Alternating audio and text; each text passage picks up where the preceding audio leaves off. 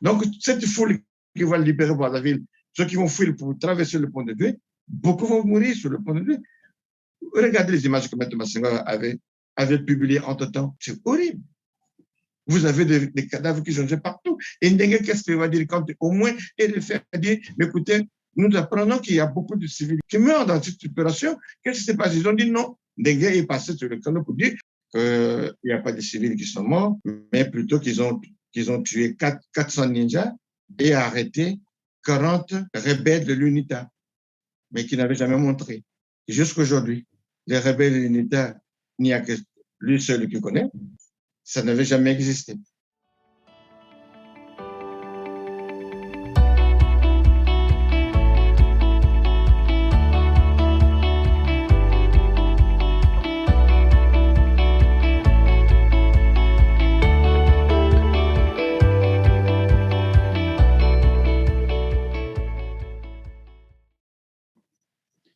Bienvenue à toutes et à tous. Merci d'avoir encore choisi Teler TV. Très ravi de vous retrouver pour ce nouveau numéro de Droit de Savoir qui portera sur un événement tragique qu'a connu le Congo au Brazzaville. Un événement qui a été passé sous silence non seulement par les médias étrangers, mais aussi par la communauté internationale. Une histoire qui ne doit être ni occultée ni oubliée.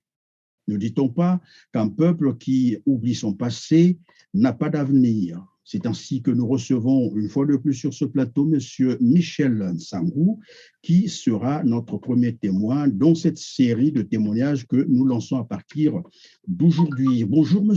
Michel Nsangou et merci d'être encore avec nous sur ce plateau. Bonjour M. Puaret et je salue les techniciens qui sont derrière vous également. C'est très gentil, merci à vous. Alors, Monsieur Michel Nsangou, voudriez-vous vous présenter à nos téléspectateurs, surtout ceux qui vous découvrent pour la première fois sur Teler TV? Qui est Monsieur Michel Nsangou? Voilà, comme vous le dites vous-même, je suis un citoyen congolais, je m'appelle Michel Nsangou, et je fus chauffeur d'État dans les services de l'OFNACOM à l'époque, avant que l'entreprise soit détachée, soit liquidée. J'ai été donc détaché à la présidence de la République sous la demande du secrétariat général du cabinet de chef de l'État. Pendant la transition, j'ai été affecté à la prémature pendant la transition. Et une année après, c'est la guerre de 93, j'ai été le premier victime de 93. Et du coup, ma vie a basculé. Je ne vis que de douleur en douleur. C'est ce qui a permis qu'après toutes les guerres qu'on a connues jusqu'à 2003, avant de quitter le pays,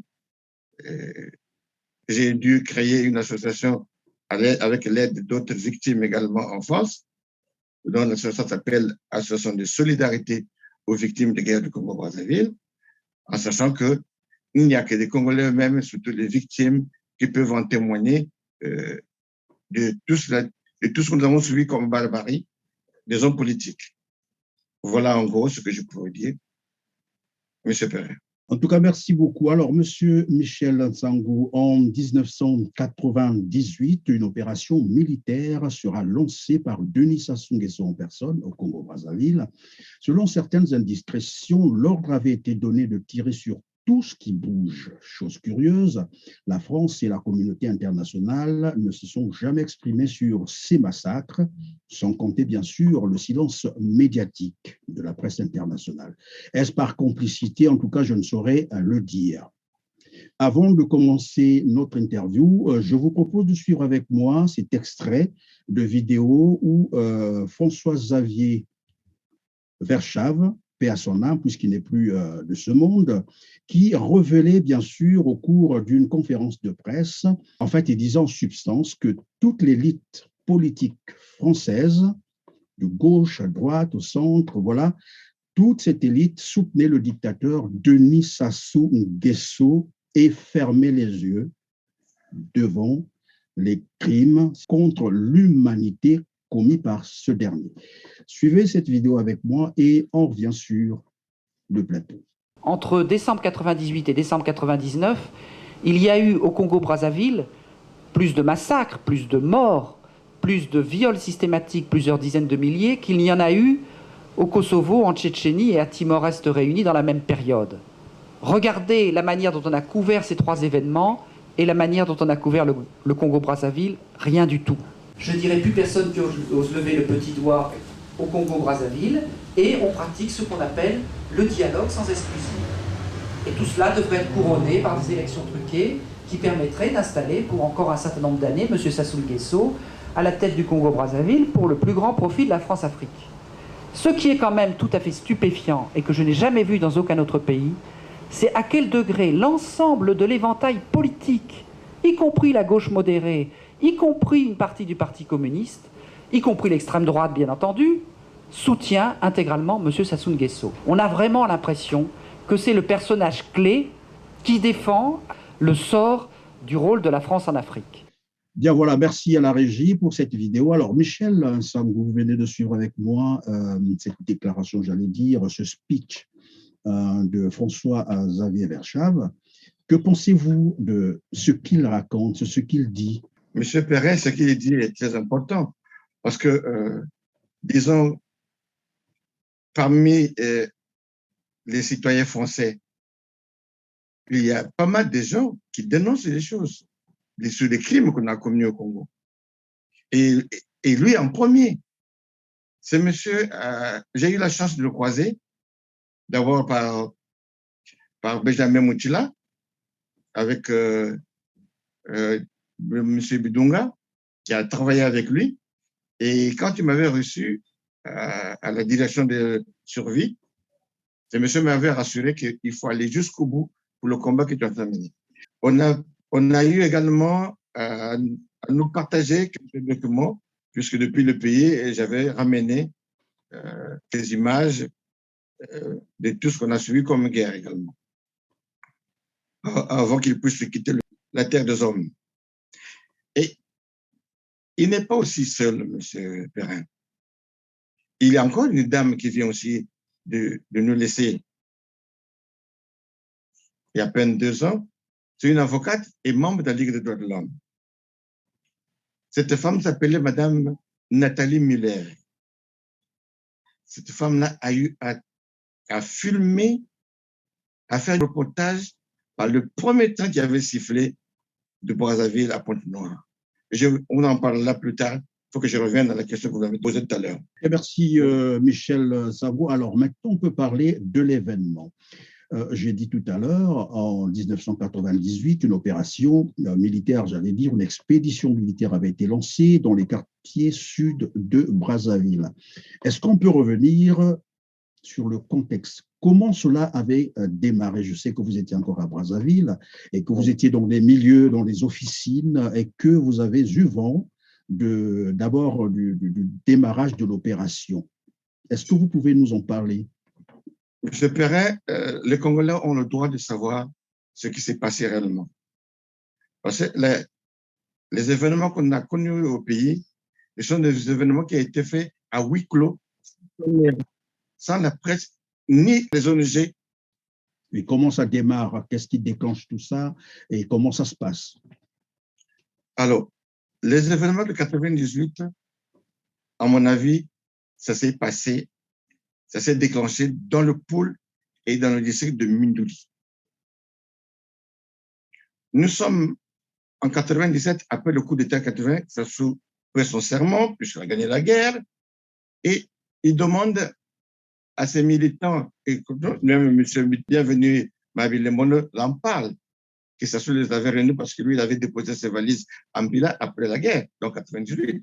Il les a dit, nous venons de gagner la guerre, mais ce n'est pas suffisant. La ville est encore sale. Donc, il faut la nettoyer. Mais nettoyer où? Donc, il faisait Kanouama Congo, ce n'est pas Wenze, son fief. Qui a dit que nous avons gagné, mais la ville est encore sale? Ça sort de qui? Qui le dit? Ça sort de M. Bienvenu Mabile Mono dans les vidéos qu'il a publiées, qu'il était là à la réunion. Ça s'est passé en Bila.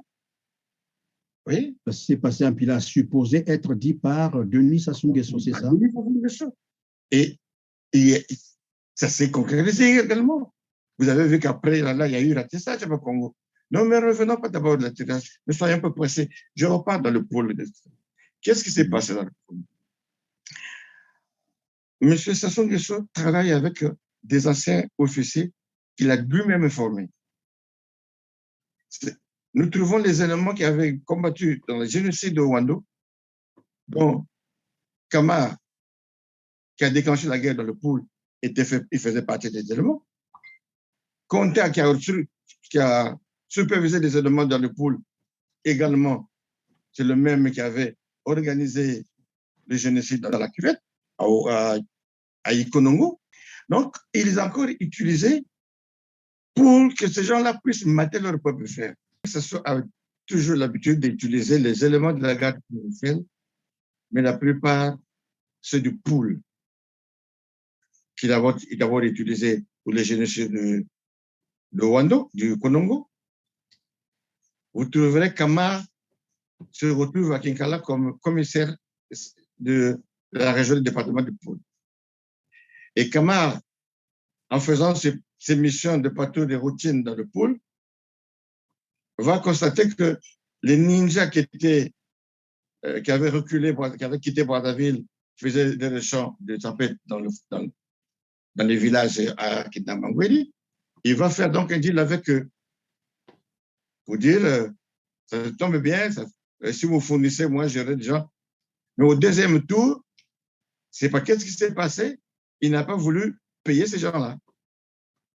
Et comme il avait aussi des descendants avec ces enfants-là, des ninjas, il a pris quelques éléments avec lui pour dire, écoutez, venez avec moi jusqu'à Kinkala, je veux vous payer ça sur place là-bas. Ils arrivent en cours de chemin, en cours de route plutôt avant 12 km de Kinkala, ou entre sur la montagne de Moetango. Il les descend, il les abat. Et Kamar descend à Mindouli, il passe directement à Kinkala. Là-bas aussi, il avait fait un mec, il avait commis un mec, il avait tué un paysan, un citoyen congolais à Kinkala. Je ne sais pas pour quelle raison. Et la nouvelle, c'était réparti. Donc, c'est retenti dans le pool que quelques ninjas qui étaient partis avec Kamar, ils étaient liquidés. D'où les ninjas se sont formés en groupe pour le poursuivre jusqu'à Mindouli. Ils arrivent la nuit, entre 3h et 4h du matin, je ne sais pas. Ils vont donc se positionner pour voir si Kamar se trouvait au poste de police de Mindouli. Faisant chemin, il y a mon oncle paternel qui était là, qui s'appelait le fils, mon neveu de mon père, qui partait donc au champ, très tôt le matin. Il trouve les ninjas positionnés, il s'est dit, ils vont donc attaquer le commissaire. Comme il était bien avec un policier qu'on appelait Cliquet Yengo, il est allé toquer chez l'autre, chez Biengo, pour dire, il faut que tu sors vite ici. Les ninjas avaient aperçu que ce paysan qui était passé est allé avertir la police. On l'a poursuivi et il a été battu. Tir à bout portant. Donc, à Mindouli, ils ont tiré sur le commissaire. Il y a quelques morts. Ils ont donc continué le chemin vers Kinkala, quand même n'était pas là. Donc, ils se sont poursuivis tout le long jusqu'à Ngoma-Tete. Ngoma-Tete, notre doyen, Ndalagra, il vous le dira, qui se trouverait là-bas en pleine réunion pour amener peut-être la paix. C'est pas, parce que ces gens-là, c'est quoi? Ce sont les mêmes qui sont les pompiers pyromanes. Les ninjas vont donc attaquer Ngoma-Tete. Et Brazzaville était au courant. Qu'est-ce qu'ils ont fait?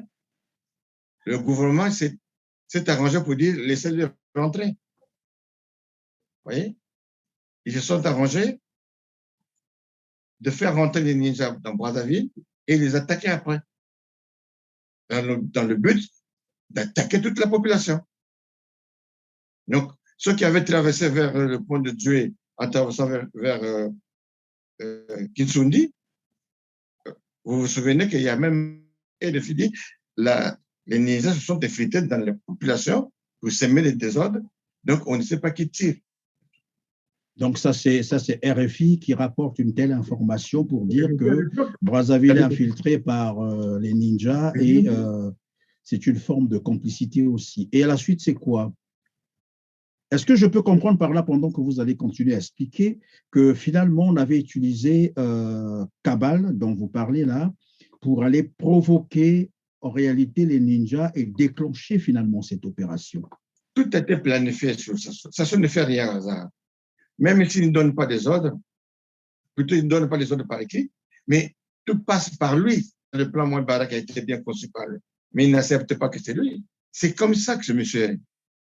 Et ça ne va pas commencer seulement pendant 98, pendant une période de quand il avait gagné la guerre 97. Mais il y a une période avec Mindouli où on a arrêté des anciens ninjas qu'on partait tuer. Donc, les parents qui avaient un peu d'argent, ils partaient libérés, mais avec une forte somme. Les autres portaient disparus. Ça s'est passé. Ça veut dire qu'avant même cette opération dont on parle, il y a eu d'abord une vague comme ça où on a arrêté les anciens ninjas, sinon les supposés ninjas, et oui, pour les liquider comme ça. Voilà. Et il y avait beaucoup d'éléments qu'on avait arrêtés, qu'on avait exécutés, sans motif. Alors qu'on a dit des périodes de paix. Il n'y avait pas de guerre, il n'y avait pas la guerre à ce moment-là. Donc, on revient maintenant sur Brazzaville. Le haut commandement va se réunir pour prendre des décisions de faire le ratissage dans le quartier. Souvenez-vous de M. Ibovi, qui était le ministre porte-parole du gouvernement, qui avait demandé, que le gouvernement a demandé de donner l'ordre de fouiller même dans le bourg. Donc, caniveau, maison par maison. Le gouvernement avait demandé, vous avez dit, de fouiller même dans les égouts. Oui. De ratisser carrément les quartiers. De fouiller même dans les égouts. Donc, vous avez là quelques jeunes qui se cachaient même au plafond et qu'ils avaient compris qu'il y a des gens qui se cachent au plafond. Et cela a été carrément sacrifié. Donc, cette foule qui va libérer Brazzaville, ceux qui vont fuir pour traverser le pont de Douai, beaucoup vont mourir sur le pont de Douai. Regardez les images que M. Massenga avait publiées entre-temps. C'est horrible. Vous avez des cadavres qui sont partout. Et Ndenge, qu'est-ce qu'il va dire quand au moins il fait dire, mais écoutez, nous apprenons qu'il y a beaucoup de civils qui sont tombés, qui meurent dans cette opération. Qu'est-ce qui s'est passé? Ils ont dit non. Ndenge est passé sur le canot pour dire qu'il n'y a pas de civils qui sont morts, mais plutôt qu'ils ont tué 400 ninjas et arrêté 40 rebelles de l'UNITA, mais qui n'avaient jamais montré. Jusqu'à aujourd'hui, les rebelles de l'UNITA, il n'y a que lui seul qui connaît, ça n'avait jamais existé. Mais pourtant, le constat est tel qu'il y a eu vraiment du massacre et ce sont des civils qui sont morts. Oui. Hommes et femmes, enfants et vieux, sans distinction, c'était des civils. On tirait à bout portant et sur tout ce qui bougeait. Il y avait eu beaucoup de morts. Autour de ces morts, il y a même la Croix-Rouge internationale qui avait accusé le gouvernement congolais qu'il ne comprend pas que le gouvernement congolais est en train d'utiliser le logo de la Croix-Rouge qu'on a remis à des cobras qui sont en train de ramasser des corps qu'on est en train de jeter dans le fleuve.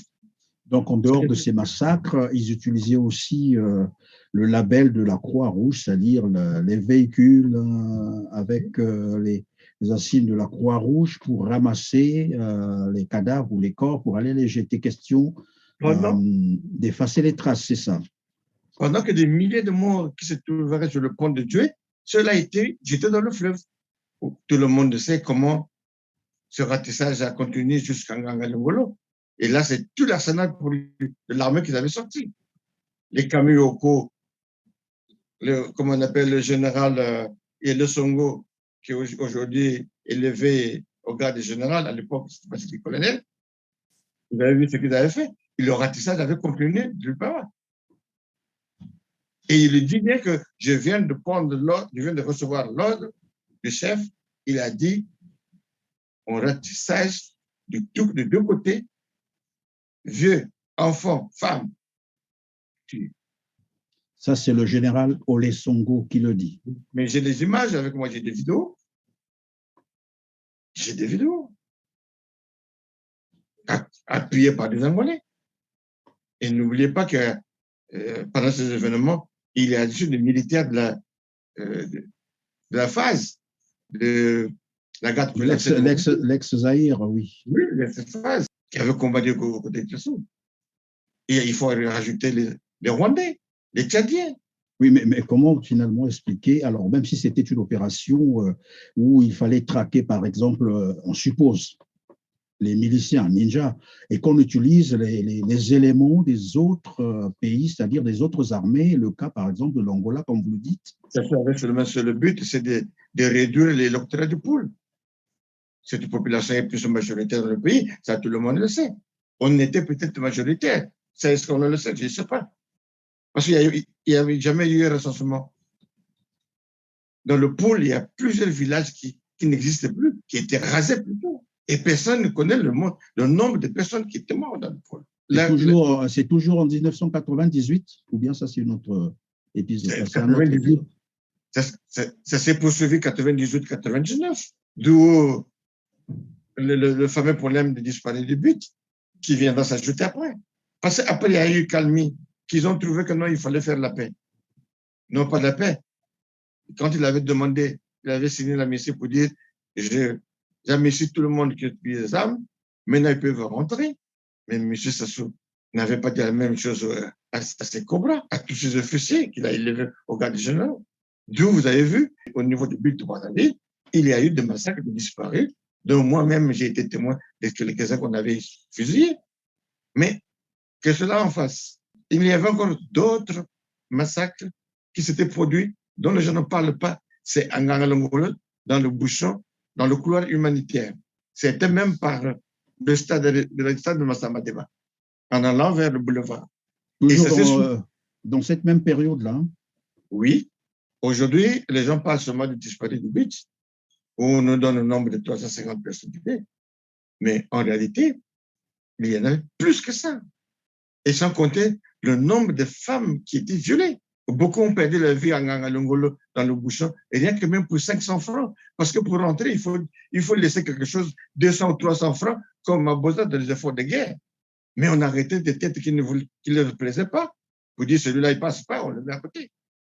Et comme le trait qui s'est fait d'ailleurs au niveau du BIC de Brazzaville, vous avez dit tout à l'heure que pourtant ils avaient été rassurés qu'ils pouvaient rentrer à la paix, ils seraient en sécurité, et ces jeunes qui avaient décidé de rentrer, ils étaient triés au niveau du beach et on les a mis, certains, c'est ce que nous apprenons, dans les conteneurs, enfermés dans ces conteneurs et jetés dans le fleuve. Vous avez dit tout à l'heure que vous avez assisté à j'allais dire, au massacre de certains jeunes. Vous avez vu comment ça s'est passé. Mais là, vous ne nous avez pas dit, vous ne nous avez pas donné quelques éléments d'appréciation, les détails. Comment ça s'est passé, ce que vous avez vu?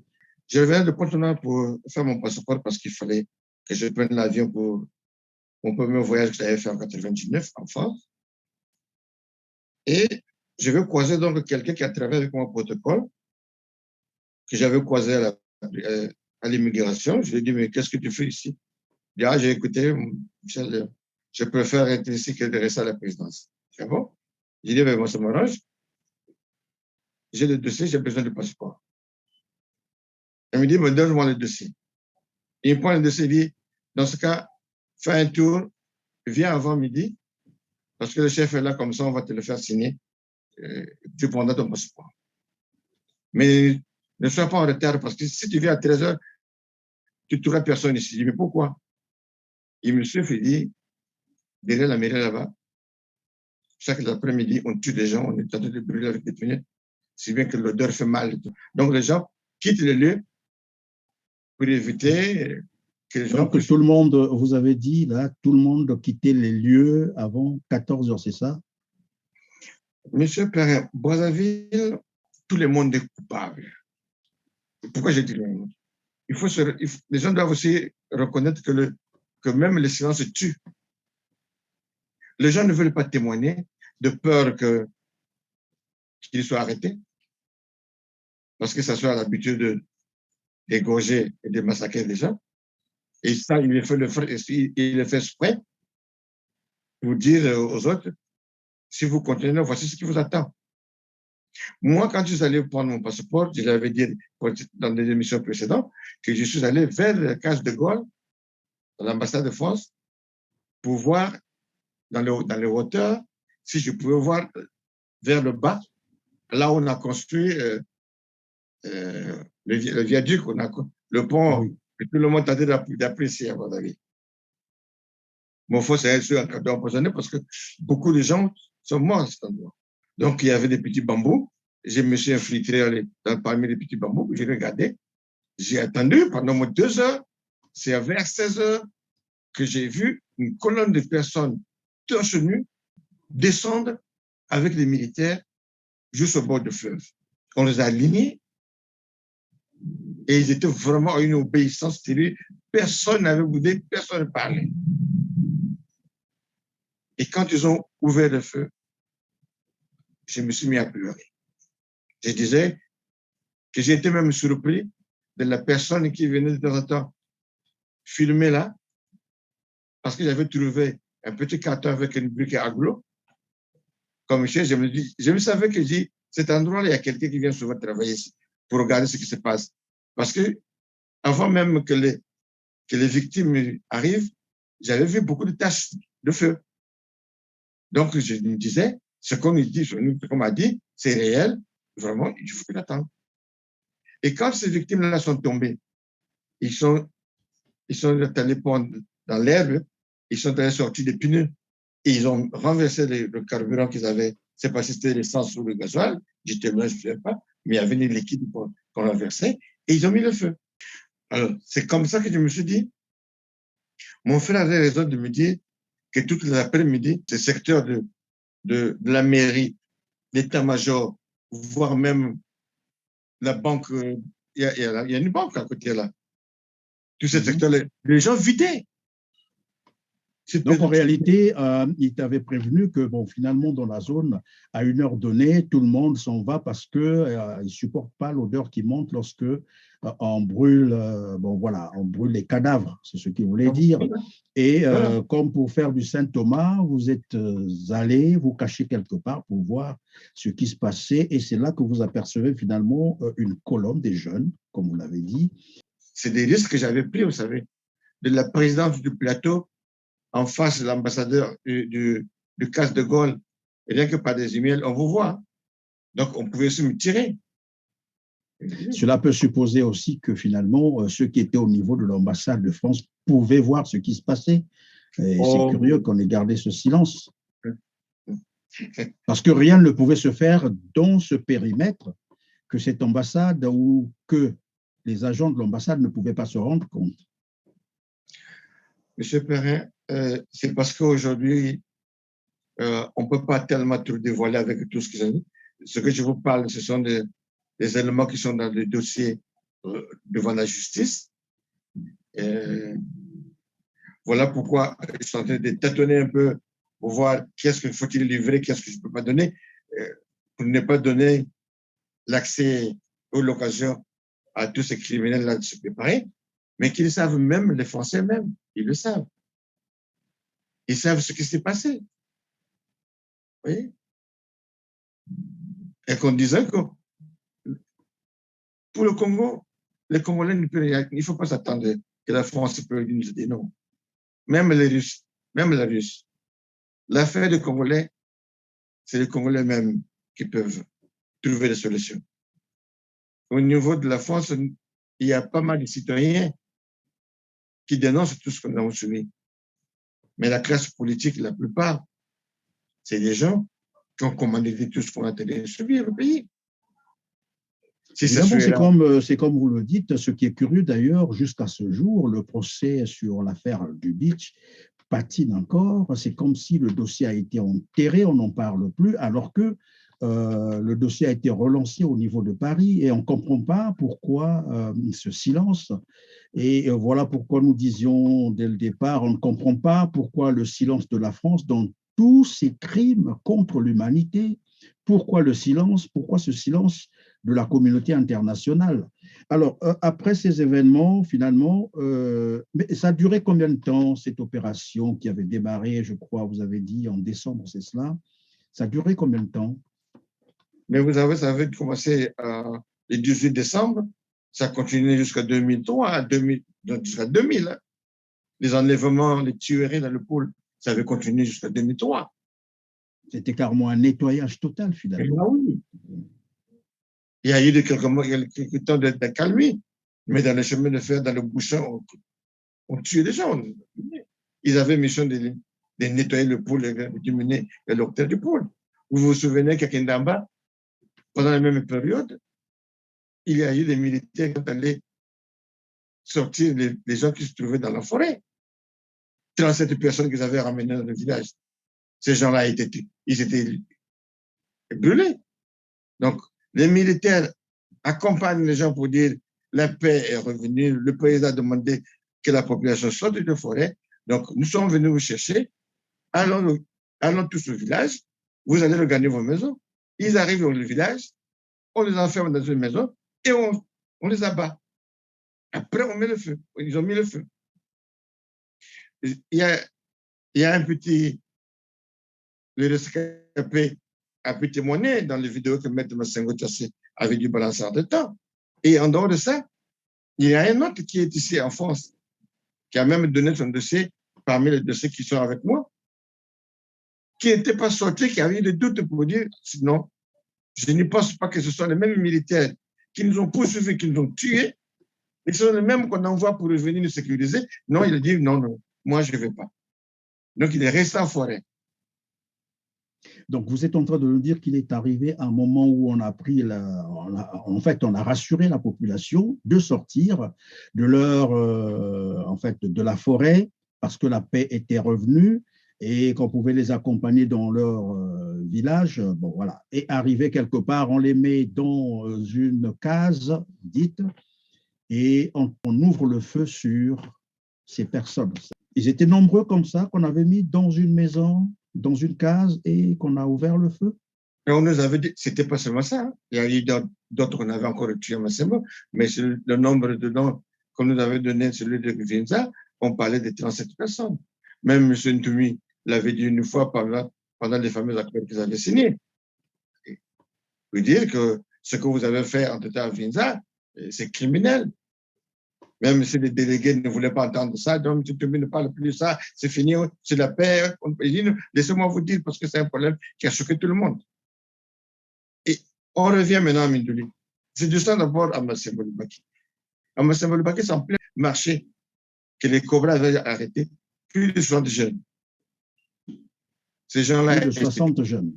Oui, on les avait tués. Les parents revendiquaient les enfants pour dire qu'est-ce qu'ils ont fait. Ils disent non, c'est un problème de routine, on va seulement les interroger pour voir s'ils avaient touché ces armes, s'ils étaient des ninjas, et on va vous les rendre. Mais dans la nuit, on les a tous liquidés. Quand on fait ça, c'est après, bien entendu, l'opération supposée, la guerre est passée, l'opération est terminée, on va quand même prendre des gens pour continuer à les tuer.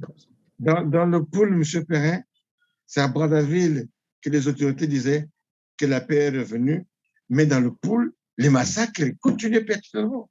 Alors, on revient à Mindouli. Est-ce que quand on a tué plus de 80 personnes en pleine église, c'était pendant la guerre? C'est le président qui avait demandé aux religieux de trouver des solutions, de ramener ces enfants-là à la raison pour qu'ils déposent les armes. Qu'ils ne connaissent pas que c'est tous ces prêtres-là, et des hommes d'église et des pasteurs, qui se sont retrouvés à Mindouli en pleine réunion dans la scène de l'église, ils étaient tous abattus. Donc, à un moment donné, le gouvernement a demandé donc aux religieux, donc les pasteurs, les prêtres, de trouver une solution pour la paix. Et voilà que ces derniers se réunissent dans une église à Mindouli. Curieusement, on envoie encore les escadrons de la mort pour venir les liquider. Et vous dites que celui qui a conduit cette mission s'appellerait Vital. Donc, on est venu tuer ce monde dans l'église. Voilà. Donc, Vital avait une mission de conduire des commandos qui est venu. Ils avaient laissé passer que le ministre Oba avait signé. Pierre Oba. Donc, ils avaient laissé passer. Cela veut dire que c'était une mission gouvernementale. C'était une mission gouvernementale signée. Pour aller ils sont arrivés alors qu'ils savaient qu'à Mindouli, il y avait déjà d'autres bataillons qui étaient là. Mais ceux-là n'avaient pas mission d'exécuter les prêtres qui étaient là. Mais c'est plutôt ceux qui sont venus derrière en mission commandée. Et pendant ce massacre, le gouvernement avait reconnu que 40 morts, alors qu'il y en avait plus de 80. Donc, ils ont dû abandonner les autres en reconnaissant que 40 Je crois que le gouvernement a décrété une journée de deuil national pour faire semblant. Alors, tout ça s'est terminé comment? Parce qu'après, il y a eu, comme qui dirait, un train de la paix. C'est comme ça qu'on appelait ça, pour mettre terme à tout cela. Ce n'était pas le train de la paix, M. Perrin. Il y a eu qu'un seul train de la paix que moi aussi j'avais contribué. Et ça, on reviendra plus tard et vous allez me rappeler dans le sujet. Je vous dirai qu'est-ce que j'avais fait comme contribution. Dans d'autres témoignages, je dirais. Parce qu'on ne peut pas mélanger ce qui est spirituel et tout ce qui est criminel. C'est deux choses, le message ne passera pas. Alors, je disais que le premier train que le président avait donné l'ordre pour l'ouverture du train du chemin de fer, ce train qui avait sifflé, qui avait traversé le pôle, n'était qu'un train militaire et tous les paysans dans les gares qui venaient saluer les passants étaient exécutés. Exécutés par les militaires qui étaient dans ce train, c'est-à-dire quand le train arrivait à une gare, les gens venaient parce que pour célébrer, bon, se dire, voilà, la voie ferrée est encore rouverte, allons-y voir, et quand ils arrivaient, on tirait sur eux. Lorsque le président dit que j'ai signé la mise, j'ai appelé que le pays, tous ceux qui ont fui les combats, la guerre, doivent regagner leur village et regagner Brazzaville. Ce train, on avait chargé des chars dedans et des armes lourdes. Donc, à chaque rentrée de la gare sur le chemin de fer, le conducteur s'arrangeait à klaxonner. Et à klaxonner. À klaxonner en saccadant pour montrer que vraiment la paix est revenue. Et ceux qui couraient pour venir saluer les passants, et donc, vous dites que le train dit de la paix, qui est parti de Pointe-Noire, qui a traversé le Poul, bien entendu, vous dites que le train s'arrêtait, donc, en fait, ou ralentissait à chaque gare, c'est cela, en klaxonnant pour dire que, bon, voilà. En saccadé, pour prouver que maintenant, il y a la paix. Voilà. Et les curieux qui couraient pour venir voir, pour saluer évidemment ce train-là, oui, on tirait sur eux. Et on tirait sur eux. Et ils étaient filmés. Il y a une Française qui était là, puis à son âme, Madame Nathalie Millet, qui a toute une bande, qui a toute une vidéo là-dessus. Et ça a continué jusqu'à Kimbedi. Ça s'est arrêté à Kimbedi, parce que le pôle s'arrête à Kimbedi. C'est à partir de là qu'ils arrivent. Vous dites que quelqu'un a filmé tout cela qui était dans le train, c'est ça? C'est une Française. Au cabinet, j'avais demandé, même les premières enquêtes préliminaires qu'ils avaient fait sur la demande du procureur, j'avais dit aux gendarmes et les policiers qui m'avaient entretenu, pour dire, il y a une vidéo qui est là, il faut demander l'adresse des numéros de téléphone là. Il y a ses parents qui sont là pour plus donner. Parce que moi, si je vais demander, on peut me donner, même s'il avait laissé les consignes. Parce qu'elle avait promis que Michel, je ne veux pas te le donner maintenant là, tu ne pourras pas supporter à regarder ça avec tout ce que tu as suivi. Mais sache-le que je vais garder ça pour toi.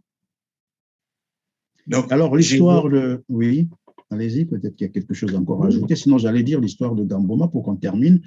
Le temps qui nous est imparti touche à sa fin.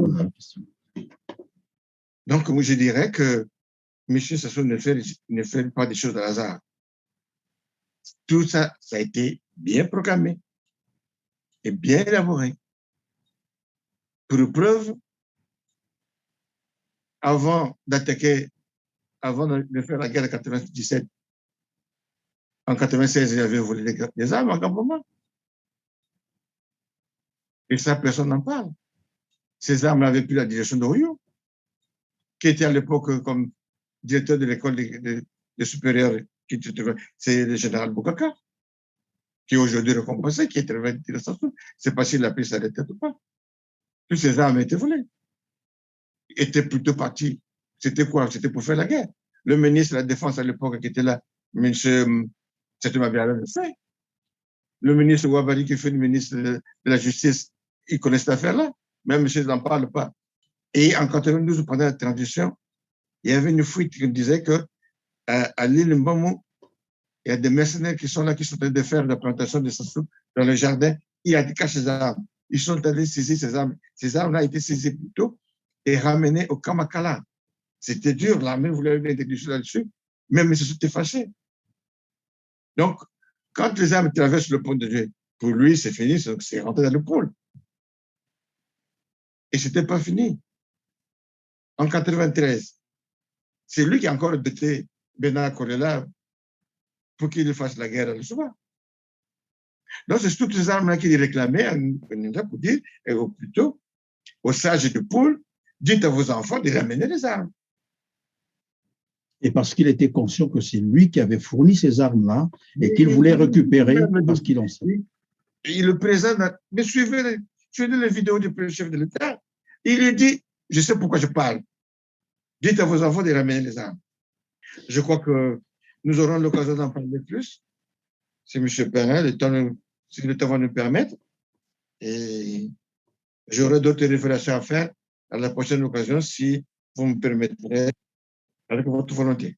En tout cas, vous serez toujours le bienvenu, Monsieur Michel Ansangou. Merci d'avoir été avec nous aujourd'hui, de nous avoir fait ce témoignage qui est très important d'ailleurs pour le Congo, parce que nous l'avons dit, nous l'avons répété et rappelé toutes les fois qu'un peuple qui ignore son histoire est appelé à la revivre.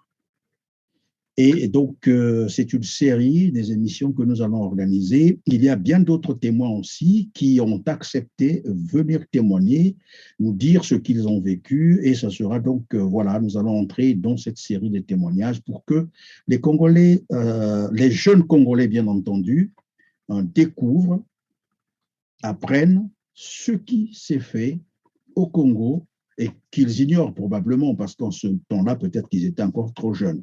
Mais c'est l'histoire du Congo, on ne doit pas l'oublier. En tout cas, merci une fois de plus d'avoir disposé tout ce temps. À vous aussi, mesdames, mesdemoiselles et messieurs, merci de nous avoir suivis. Et comme d'habitude, likez et partagez pour nous permettre d'atteindre le plus grand nombre de téléspectateurs. Alors, si vous nous avez rejoints pour la première fois sur Téléart TV, en tout cas, ne manquez pas de vous abonner pour être prévenu de nos prochaines émissions. On se dit donc à très bientôt, mais d'ici là, prenez vraiment soin de vous car chaque jour est une vie. Merci.